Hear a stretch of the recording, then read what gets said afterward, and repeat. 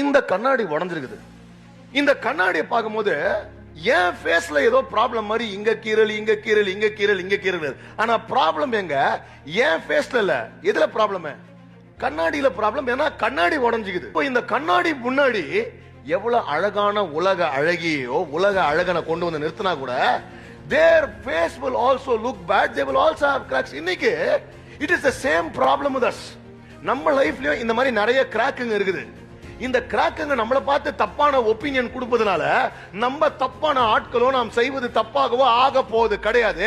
I have a cracked glass and once I remove the cracked glass, I know boss, I am good. இன்னைக்கு ஒண்ணு நல்லா ஞாபகம் வச்சுங்க, மக்களோட ஒப்பீனியன்ஸ் நம்மளால மாத்தவே முடியாதுங்க. வசனம் ஒரு சயின்ஸ் சொல்லுது, ஒரு நாளுக்கு ஒரு மனுஷன் வந்து 70,000 தாட்ஸ் இருக்குதான். யோசிச்சு பாருங்க. Imagine you have to go and change 70,000 thoughts in somebody's mind. நம்ம மைண்ட்ல இருக்கிற பாதி தாட்டே நம்மளால மாத்த முடியாது. நம்ம என்ன சொல்லணும்? let them judge, let them comment.